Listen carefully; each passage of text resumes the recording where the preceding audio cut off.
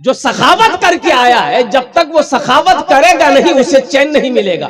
आज जो कभी नहीं किया है सखावत, जो सखावत कभी नहीं किया, कंजूस है, उसको 1 घंटा नहीं पूरी रात तकरीर सुनाइए मत, तकरीर खिला दिए और खिला के उल्टा भी दिए, अठन्नी नहीं देगा। बोला बात सही से गलत है, बोला हाँ। आज जो सखी है, एक बादशाह था, बड़ा सखी था, अपोजिट उसकी बीवी एक नंबर की कंजूस थी। बादशाह की बीवी थी, कंजूस थी, अब वो बादशाह बड़ा सखी था, बड़ा दयालु था, रहम दिल बादशाह था। एक मछुआरा नदी में जाल डाला, एक मछली आई, तो वो मछली लेकर दरबार में आया बादशाह के पास, बोला हुजूर ये मछली मैंने पकड़ी है आपके लिए। तो बादशाह बोला बहुत अच्छा है, ए रख दो। वजीर से बोला कि इसको 200 दिरहम मेरे तरफ से दे दो, 200 रुपया इनाम दे दो। तो उसकी बीवी बोली कि आपका दिमाग खराब हो गया, छोटी सी मछली का 200 दिरहम आपने दे दिया, ये मछली नहीं चाहिए, आप पैसा रिटर्न कीजिए। तो बादशाह बोला कि अरे अल्लाह की बंदी, हम बादशाह हैं, दिया हुआ चीज वापस कैसे लेंगे, ये मेरे शान के खिलाफ है, अच्छा नहीं लगेगा। तो बीवी बोली कि एक आइडिया है, पैसा वापस लेने का एक आइडिया है, उस मछुआरे से पूछिए कि ये मछली नर है कि मादा है। अगर वो बोले नर है तो आप बोलिएगा नहीं हमको नर नहीं चाहिए, मादा चाहिए था, पैसा रिटर्न करो, मछली लेके जाओ। अगर वो बोले कि नहीं मादा है तो आप बोलिएगा नहीं हमको नर चाहिए था, मादा नहीं चाहिए। बोला बहुत अच्छा। मछुआरा को ले जरा, ये मछली नर है कि मादा है? तो मछुआरा भी बड़ा चालाक था, बोला हुजूर ये मछली ना नर है ना मादा है, ये बीच की मछली है, आपके लिए खास कर चुन के लाए हैं। बादशाह खुश हो गया, बोला 200 दिनार और इसको इनाम दे दो, 200 दिरहम और इसको इनाम दे दो। बीवी और जल भून गई कि 200 निकालने के चक्कर में 400 चला गया। वो मछुआरा जब जाने लगा तो दरबार में 1 रुपया की सिक्का गिरा हुआ था, वो उठा के पॉकेट में रख लिया। बीवी बोली कि बस हो गया, वो चोर भी है, आप इतना दिए फिर भी सबर नहीं है, और वो पैसा उठा के जेब में रखा है, बस इसी बहाने वो उससे पैसा रिटर्न कीजिए और उसको सजा दीजिए। तो बादशाह उसको बोला है इधर आओ, कहा पैसा उठाया? बोला हुजूर इस सिक्के में आपकी तस्वीर है, आपका फोटो है, जमीन पे गिरा रहता, कोई पैर दे देता तो ये बेअदबी होती, इसलिए हम उठाकर चुम भी लिए, जेब में रख लिए। बादशाह खुश हो गया, बोला 200 दिरहम और इसको इनाम दे दो। 200 दिरहम और इसको दिनार दे दो। तो जो सखी है, जो सखावत करके आया है, वो जब तक सखावत करेगा नहीं उससे चैन नहीं मिलेगा। जो बखील है, एक आदमी का कारोबार नहीं चलने लगा, बेचारा मजदूर आदमी था, परेशान हो गया, मजदूरी नहीं मिल रही थी, बड़ा परेशान हाल हो गया। अब 2 4 5 दिन हफ्ता दिन हो गए, उसकी बीवी बोली आप कमाइएगा नहीं तो हम मांगे, हम भूख बर्दाश्त कर लेंगे, ये छोटा छोटा मासूम बच्चा ये भूख बर्दाश्त नहीं कर सकेगा, तो आप कुछ कीजिए। बोले मैं क्या करूं बीवी, मैं जाता हूं मंडी पर, कोई मजदूरी मुझे बनाकर लेके जाता ही नहीं है, मैं क्या करूं? तो बीवी बोली अच्छा ठीक है, ऐसा कीजिए, मजदूरी नहीं मिल रही है तो मेरे पास कुछ जेवर है, ये जेवर को पूर्णिया लेकर जाइए, बेच दीजिए, अब वो पैसा लेकर आइए, अब मकुरजान चौक पर बैठ जाइए, बिजनेस कीजिए, तिजारत कीजिए। बोला बहुत अच्छा। बीवी चांदी का जेवर निकाल कर अपना सब जेवर दे दिया, लेकर गया पूर्णिया, 10,000 में बेचा। कितना में बेचा? भाई बोलो भाई कितना बेचा? 10,000 में बेचा। अब बेच करके बेचारा आ रहा था, और उसी दिन मकुरजान में था जलसा। आते आते शाम हो गई, सोचा घर बाद में जाएंगे, पहले जलसा सुन ले, जलसा सुन के घर जाएंगे।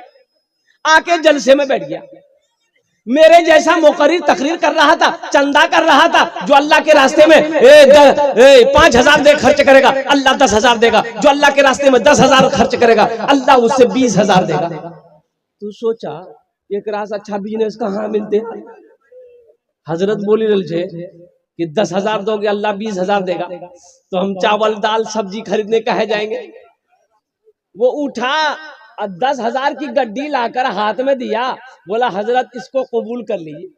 हजरत खुश हो गए, दुआएं दी, एक रसीद काट करके उसको दे दिया, ले आकर बैठ गया। फिर थोड़ी देर बाद कागज को निकाल के देखा, बोला कि हजरत से तो पूछे नहीं कि ये पैसा हमको मिलेगा कब। मौलवी साहब तो नहीं बोलो जी, ये पैसा देगा कौन? बोला अभी जलसा खत्म होगा पूछ लेंगे। जलसा खत्म हो गया, हजरत चले गए, पूछ नहीं पाया, बहुत मुश्किल से घर पहुंचा बाबू। बीवी बोली कहाँ रल जेवर बेचे, बोला हाँ बेच दिए। बोला मुंह हाथ धोइए खाना खाइए, बोला नहीं हमरा भूख नहीं छो, भूख खत्म हो गई। अच्छा बीवी को नहीं बता रहा कि हम 10,000 रुपए दे दिए हैं, बताता कैसे, इतनी झाड़ू मारती कि सर का बाले उड़ा देती है उसको। बीवी की तारीफ किया करो भाई।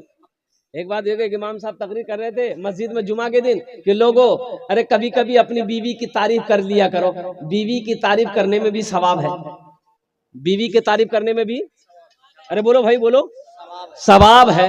ये नौजवान सुन लिया कि बीवी की तारीफ करने में सवाब है, घर आया बीवी खाना निकाली, खाना खा रहा, सुबहान अल्लाह, सुबह खाने लुकमा डाल रहा, वाह वाह क्या खाना बना है, खूब तारीफ कर रहा है। बीवी आई पीछे से बेलना लेकर मारी, एक बेलना खटक। बीवी बोली कि 20 साल शादी को हो गए, आज तक मेरी तारीफ नहीं किए, आज पड़ोसी की यहां से दाल क्या आ गई है, तारीफ करते थक नहीं रहे हो, मारेंगे बेलना सड़े फोड़ देंगे।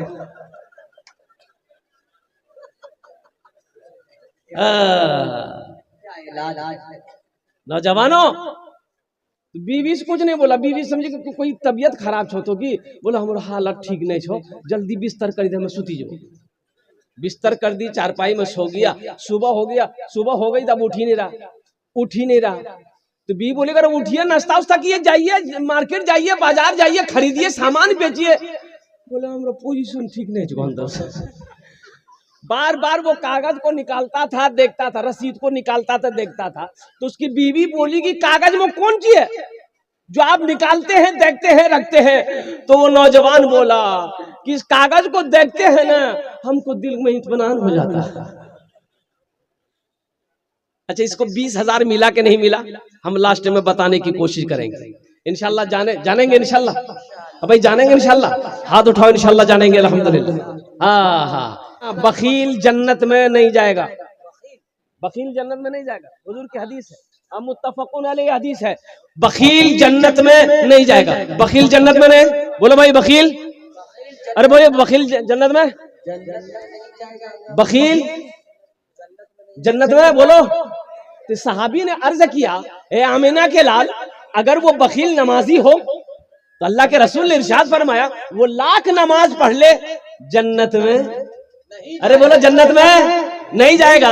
तो फिर साहबी ने पूछा कि या रसूल अल्लाह, अगर वो रोजा रखने वाला हो तो अल्लाह के नबी ने इरशाद फरमाया वो चाहे जितना रोजा रखना हो रख ले, जन्नत में नहीं जाएगा। फिर साहबी ने अर्ज किया या रसूल अल्लाह, अगर वो कुरान की तिलावत करने वाला हो तो अल्लाह के रसूल ने इरशाद फरमाया जितना कुरान पढ़ना हो पढ़ ले, वो जन्नत में नहीं जाएगा, वो जन्नत में नहीं जाएगा। अरे बोले भाई जन्नत में।